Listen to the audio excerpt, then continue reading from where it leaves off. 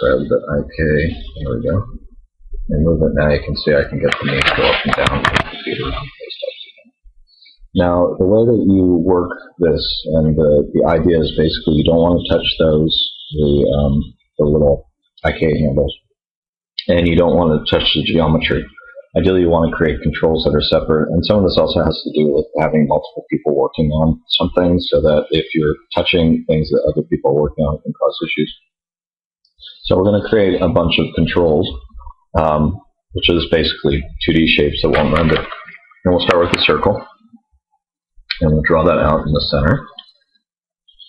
And we're going to take this, and we're going to move this down to the ground where the feet are going to be. And this is called the master control. And this is what everything is going to be attached to. So if you move that, everything goes along the ride. And that's what you use, like base of the lamp to scale and position and all those types of things. Once that's positioned, though, you don't necessarily need to animate it. And I want to change the color on this.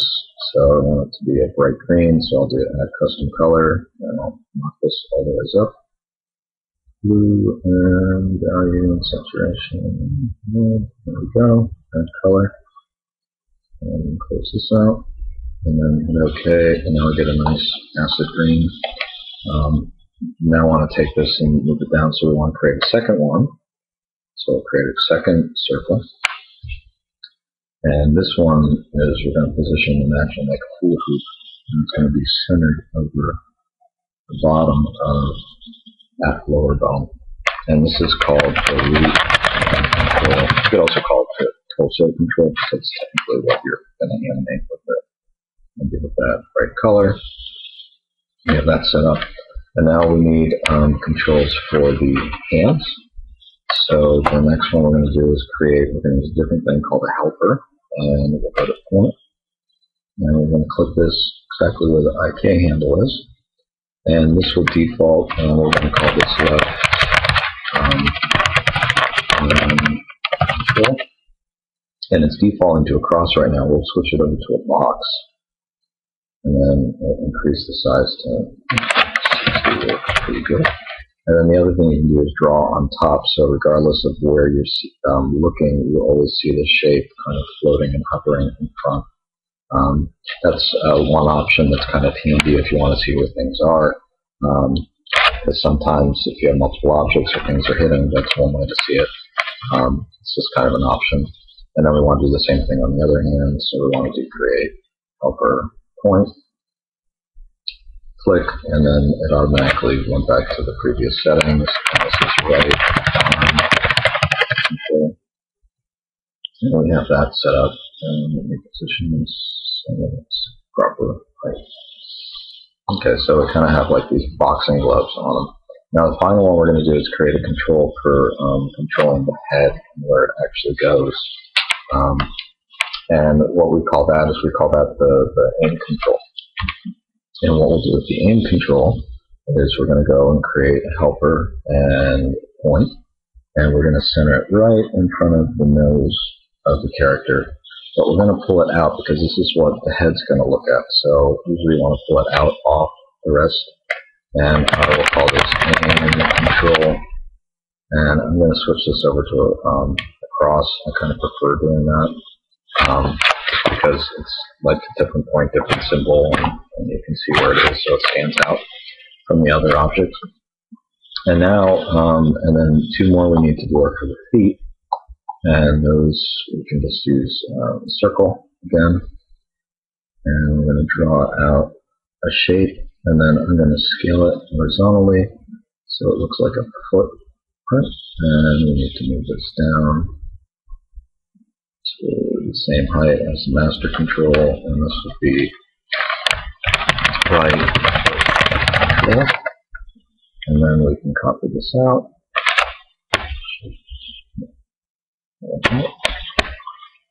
Shift key, there we go, we've got copy, and this would be left control. So at this point we have all our controls drawn, and these are the things that we're going to use to animate this character, with the exception of being able to select the mouth and give them the morph target, which you could create a slider to actually have working. So first thing we're going to do is we're going to start hooking this up. So let's go in and let's select the head bone. Okay, so here we go, there's the head bone. And what we want to do is we want to create what's called a look at constraint. So we'll go to animation, constraints, look at constraint. And it's going to ask us what we want it to look at. So we select the aim control. And the instant we do that, you should notice that when we go to do it, that you don't see the head yet because we haven't hooked it up. But if you look in the front view, you can see it's moving back and forth.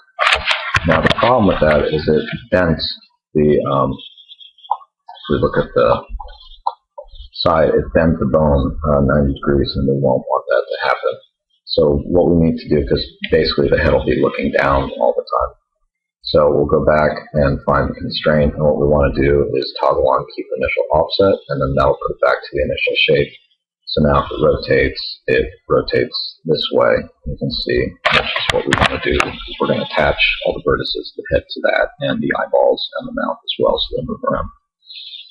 Now the other ones are pretty easy. Most of the other ones we're just doing grouping. Not grouping, linking, so we can go back to our schematic view, and now you can see some new stuff's been added. So master control, root control, let me maximize this so we can get this going a little quicker. So master is going to be all the ways down here, the root control put there, and then we got the left arm IK, right arm IK, right leg IK, left leg IK. Then we got the control, so we got left arm control, right arm control, right foot control, left foot control, and aim constraint, which is the head. Now the aim constraint, we're not going to do anything, and you can make that the child of the master. Some people do, but then if you have a car or something that goes by, or you want the head to look separate from the body movement, then you would detach it, which is how we're going to have it. So we're not going to hook that up to anything. The child, basically the master is everything. So we're going to take that and we're going to connect the root control to master control, and then we're going to hook the root bone to the root control. And to see what happens with this, let's just maximize this. Shift that. So if I take that at this point and I go to move it, you see how everything goes along for the ride. And the other thing that will happen is if I select this one and I go to rotate it, you'll see that it goes forward and backwards. So that's what we're using that for. So the next thing that we want to do is go in and attach the hands. So we'll go back to our schematic view. And this, we're just going to attach the left arm control to the left arm IK, the right arm control to the right arm IK, the right foot control to the right leg IK, and so far and so forth. And once again, people sometimes connect these to the master. It's kind of optional, because when we go to animate something, we want freedom to be able to actually move these elements like the feet back and forth. So it looks like if I did those backwards, let me just fix this real quick. Yeah, I did those all backwards. Sorry about that. Let's go back to schematic and change these left IK to foot. Okay, foot. Left arm IK to foot.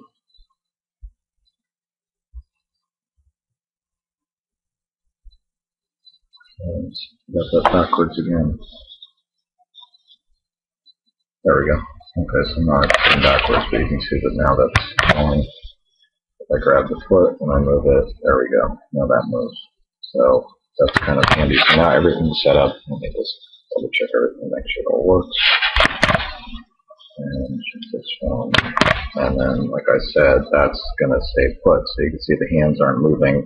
And it depends, once again, what you plan on animating and setting up the character. So now we have all the controls in place. And at this point, we're ready to actually deal with the actual physical geometry. So we'll go back in schematic view.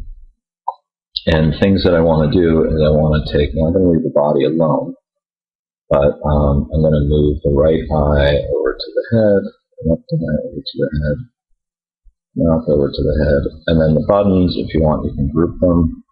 They're all going to be children of the root bone. So if you like to group them, you can do that. I'm just going to work in this window and just kind of connect each one of them to the root bone. And then the mouth goes to the head bone, the right eye goes to the head bone, and the left eye goes to the head bone. So the only thing we don't have attached, well, the two things, smile morph, which is hidden, so we don't worry about that. And then we have the body. Now the body we have to hook up to the bone so it actually distorts. Everything else right now is just a rigid connection. So if you move the head, basically the other parts, like you see the mouth and the eye, go along for the ride. That kind of gives you an idea. Or if I go to do a little wiggle, you can see the buttons come forward. So the final thing is to actually go in and select the body itself, and I have it locked at this point. So I'll come in and just select the body and minimize that out, and I have the body. And what I need to do is I need to add a skin modifier to it, and that's how you attach the bones. So here's a skin modifier, and it doesn't look any different. And what we need to do is we need to add the bones. So I click Add, and basically you can see there's controls plus bones. So what we want is we want to select it's taking them to populate. Get rid of the shapes and the controls so you don't see them. It's the only thing you need is basically the bones. So I can select everything, hit select, and load it up. And now I have all those loaded up. And now, even at this point, if I go to move one of these things, you'll see that it's already starting to distort. However, some of this stuff we might not want to have responding, and we need to kind of adjust it. You can see that's a little weird how it's doing. So what we need to do is change what's called the weights. So go back and select the body again, and now we can start to adjust the weight. So we're going to do edit envelope, and you can see that all of a sudden it goes semi-transparent, and you can see different weights depending on which bone. Red means that it has 100% influence, and then it basically fades out, so you can see there's some adjustment with it. And what we want to do is we want to scroll down and pull up a tool that enables us to edit the weights. There's a bunch of different ways to do it. I use just the weight tool. I find this is the easiest, most intuitive, so you go down and hit the wrench. And then we'll start to work through this, and we'll start to change the weighting of the different items. So if we go back and look at everything, and I'm actually going to go into the front view because it's easier to do this from the front view than from the other views, just because I have to select a bunch of items. Okay, so we have the head bone. You can see right now it's influencing these vertices, but it's not influencing those. So we want to select all the ones, all the vertices, and make sure on the vertex I got enable vertices, and select all of those, and give them all a weight of 1, which means 100% influence. So now if I go to move this back and forth, the entire head will move back and forth, but the neck will stay put. Next one is to select the root bone. So let's go down and do the root bone. And select that, and we want to alter its area of influence.